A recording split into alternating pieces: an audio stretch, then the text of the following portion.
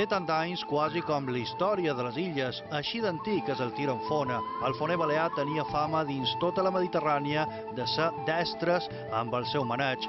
A Felanitx hi ha una escola que ensenya a nins i adults com és el seu funcionament. Héctor Hidalgo és el responsable de que aquesta eina no es perdi.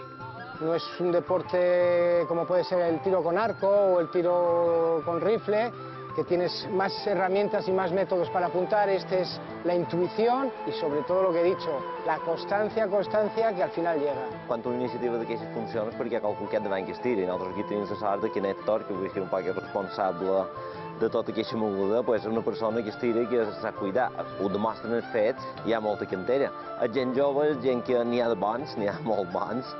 Héctor va arribar al poble i desinteressadament se n'ha fet càrrec del club de tir de fona. El seu objectiu és que la tradició perduri, per això és bàsic fer feina amb els més petits.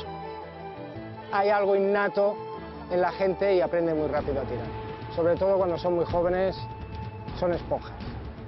Bueno, Aaron Bruce té 10 anys i vull ser tirador de fono professional. Quan tirem la diana nos da calment per compressar-nos i fa bé per nosaltres. Quan tir puc donar la diana i me donen xutxes. M'ho vaig bé amb els meus amics i m'agrada molt fer de tir amb bona. Canvien els objectius i els usuaris, però la dificultat del procés no minva.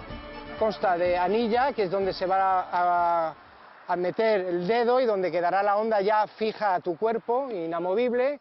Después está la parte central, que es donde colocaremos el proyectil, con 2 palas o 3, también dependiendo de la isla o la forma de la onda. Y acaba la onda en el látigo o el tro o la rabisa o la cola, que es lo que vamos a sujetar y nosotros soltaremos cuando queremos que dispare la onda.